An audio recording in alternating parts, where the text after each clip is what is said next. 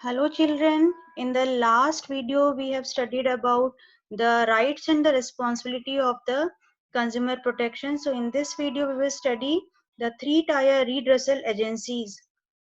Under Consumer Protection Act, there is a provision of three-tier judicial machineries to redress the grievances of the consumer in a simple, speedy and inexpensive way. तो consumer की जो भी problems थी उसको sort out करने के लिए consumer protection act में ये थ्री टायर जुडिशियल एजेंसीज जो है ये स्टार्ट की गई थी, that too in a different level, जिसमें कि सबसे पहला है district forum at the district level, then state commission at the state level and national commission at the national level. First of all, about the district forum, so under section 9 it is set up at the district level by the respective state government. State government के द्वारा ये setup किया गया था. There are 3 members who are appointed by the state government only.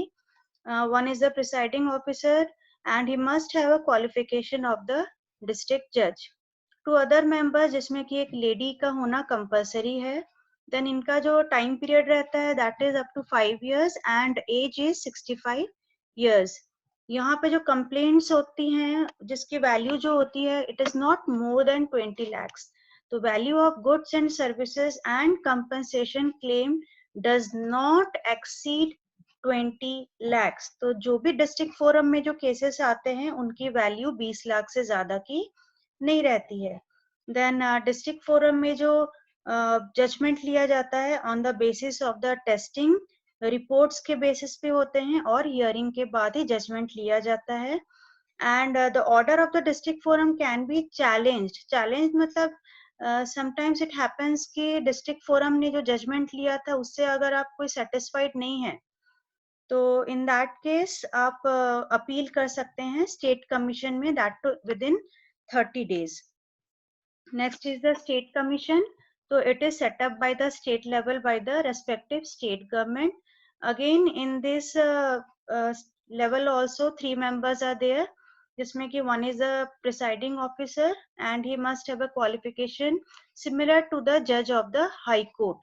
Then 2 other members जिसमें कि एक woman member का होना mandatory है.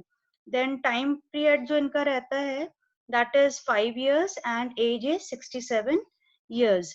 यहाँ पे जो हियरिंग होती है केसेस की that is not more than 20 lakh but less than 1 crore. ऐसे गुड्स या सर्विसेज या कंपनसेशन जिसकी वैल्यू 20 लाख से ज्यादा और 1 करोड़ से कम जो होते हैं उनकी यहाँ पे हियरिंग की जाती है. एंड आफ्टर दैट जो डिस्ट्रिक्ट फोरम से जो केसेस अपील की गई हैं उनकी भी यहाँ पे हियरिंग की जाती है. देन यहाँ पे जो जजमेंट होता है on the basis of the tested report जो टेस्ट की जाती है उनके बेसिस पे होता है. यह हियरिंग के बाद ही यहाँ पे जजमेंट सुनाया जाता है. And if somebody is dissatisfied with the judgment of the state commission, then he may appeal to the national commission within 30 days. Then national commission, so it is set up by the central government and members are also appointed by the central government. तो यहाँ पे 5 members are there जिसमें कि presiding officer and he must have a qualification as per the Supreme Court judge. One lady member is must out of the 5 members. Then यहाँ पे जो hearing होती है या complaint होती है उसका जो goods या services की जो value होती है it is more than 1 crore. And apart from that जो स्टेट कमीशन से जो केसेस आए हुए रहते हैं उसकी भी यहाँ पे सुनवाई की जाती है. And if somebody is satisfied with the unsatisfied with the judgment of the national commission, he can challenge in the supreme court also within 30 days. तो यहाँ पे जो जजमेंट होता है on the basis of the reports and hearing it is done. After that next topic जो हमारा है that is the relief and the remedies available to the consumer. कि कंज्यूमर को कौन कौन से रेमेडीज अवेलेबल हैं या कंपनसेशन के रूप में क्या क्या उनको अवेलेबल होता है. तो पहला है रिमूवल ऑफ द डिफेक्ट. अगर आपने कोई सामान खरीदा है और उसमें कुछ अगर डिफेक्ट है, डेफिशिएंसी है तो उसको हटाना. Then replacement of the goods, goods के बदले में दूसरे गुड्स देना. Then refund of the price, yes sometimes it is also happen that हम प्राइस गुड्स के बदले में प्राइस जो है वो रिफंड किया जाता है.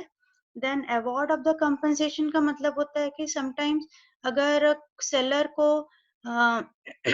अगर कंज्यूमर को सेलर की वजह से, अगर सेलर के नेग्लिजेंस की वजह से अगर कुछ लॉस होता है तो in that case compensation provide करना. Then removal of the deficiency in the services, अगर आप सर्विस प्रोवाइडर है और अगर आपकी सर्विस में अगर कुछ डिफिशिएंसी है तो उसको रिमूव करना.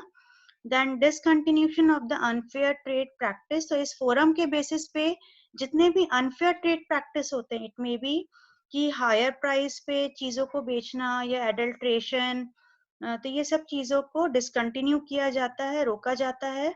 Then stopping the sale of the hazardous good, तो जो सामान या जो गुड्स हमारे लिए नुकसानदायक है उसको सेल होने से रोकना.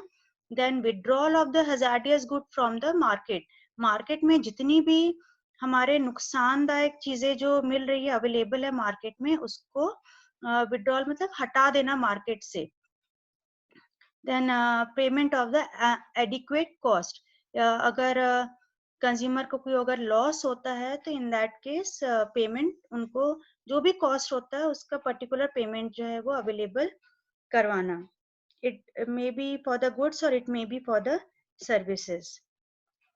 तो एक केस स्टडी है on the basis of the redressal agencies and relief या रेमेडी जो मिलता है कंज्यूमर को उसके बेसिस पे. तो अनीता जो है उसने एक सतीश बुक स्टोर से एक बुक खरीदा. जब वो बुक को पढ़ रही थी तो उसने देखा कि 10 पेजेस जो थे वो मिसिंग थे. उसने सेलर को अप्रोच किया और इसके बारे में उसने कंप्लेंट किया मिसिंग पेजेस के बारे में. The seller promise that if the publisher was ready to change the book, he would change the same. Seller ने कहा कि अगर पब्लिशर अगर बुक को चेंज कर देगा तो मैं भी आपको बुक जो है वो दे दूंगा. After a week the seller inform Anita that the publisher has refuse to change the book. एक हफ्ते के बाद सेलर ने बोला अनीता को कि पब्लिशर ने मना कर दिया है बुक को चेंज करने से. तो ये था आपका केस स्टडी. इसके बेसिस पे दो क्वेश्चन है. तो पहला क्वेश्चन है where can Anita file a complaint against the seller on the book. तो अनीता जो है वो कहाँ पे केस कर सकती है. तो जैसा कि आप केस स्टडी में देख रहे हैं कि जो बुक है इट इज कॉस्टिंग जो है वो नॉट मोर देन तो 20 lakhs. तो इसलिए इसका जो कंप्लेंट जाएगा that is in the district forum. और दूसरा है what other options are available to her. तो अदर ऑप्शंस उसको if she is not satisfied with the above referred body, अगर वो सेटिस्फाइड नहीं हो रही थी तो उसके लिए क्या दूसरे ऑप्शन थे, रेमेडीज क्या थे. तो सतीश बुक स्टोर को रीजनेबल रेट पे जो बुक की जो कॉस्ट थी उसको वापस कर देना चाहिए था. और दूसरा या तो जो डिफेक्ट हुआ था उसके बदले में रिप्लेस कर देना चाहिए था नए बुक से. तो ये था आपका केस स्टडी. जो हम नया टॉपिक पढ़ेंगे, नेक्स्ट टॉपिक जो पढ़ेंगे that is the NGOs engaged in the consumer protection. तो अप्रोक्स 500 कंज्यूमर ऑर्गेनाइजेशन जो है वो इंडिया में अवेलेबल है. इसमें से कुछ जो फेमस है उनके नाम हैं consumer coordination council Delhi, then common cause Delhi, voice, then CUTS, then CERS, CPC Ahmedabad, then Mumbai Grahak Panchayat, then citizen action group Mumbai, Karnataka consumer service society Bangalore. तो ये सारे कंज्यूमर ऑर्गेनाइजेशंस या एनजीओज के नाम हैं जो कि कंज्यूमर को किसी ना किसी तरीके से एजुकेट करते हैं और हेल्प करते हैं उनको अलग अलग तरीके से. तो आज हम पढ़ेंगे role of the consumer organisation कि ये जो ऑर्गेनाइजेशन फॉर्म करते हुए हैं ये किस तरीके से कंज्यूमर को हेल्प करते हैं. तो सबसे पहला दिया गया है organising training workshop and seminar to educate people या पब्लिक. तो पब्लिक को अवेयर करवाना, एजुकेट करना, इसके लिए ट्रेनिंग ऑर्गेनाइज करना, देन वर्कशॉप वगैरह ऑर्गेनाइज करना, सेमिनार्स वगैरह ऑर्गेनाइज करना. After that publishing periodicals, articles and other publication. Apart from organizing training, workshop and seminar, ये लोग पीरियोडिकल्स भी पब्लिश करते हैं, आर्टिकल्स रियल केसेस के बेसिस पे आर्टिकल्स भी पब्लिश करते हैं. Then taking initiative to file case in the consumer court, general public के इंटरेस्ट के बिहाफ में वो लोग इनिशिएटिव लेते हैं कंज्यूमर कोर्ट में केस फाइल करने के लिए. Then complaint in the appropriate court on behalf of the consumer, consumer के बिहाफ में पर्टिकुलर कंज्यूमर कोर्ट में कंप्लेंट फाइल करना. देन प्रोवाइडिंग लीगल असिस्टेंट का मतलब होता है बहुत सारे ऐसे कंज्यूमर होते हैं जिनको कि पता नहीं रहता है कि कैसे अप्रोच किया जाता है, लीगल फॉर्मेलिटीज क्या होती हैं, दे आर नॉट नोइंग. तो उनको लीगल असिस्टेंट प्रोवाइड किया जाता है एनजीओ के बेसिस पे और कंज्यूमर ऑर्गेनाइजेशन के बेसिस पे. Then after that, conducting comparative test of the consumer product to test relative qualities of competing brand and publishing result to inform consumer. तो consumer के कहने पर वो अलग अलग प्रकार के टेस्ट कंडक्ट करवाते हैं और उसके बाद कंपेयर किया जाता है और उसका रिजल्ट जो है वो कंज्यूमर को इन्फॉर्म किया जाता है. तो ये this is the end of the chapter. तो नेक्स्ट हम लोग कल से नया चैप्टर पढ़ेंगे.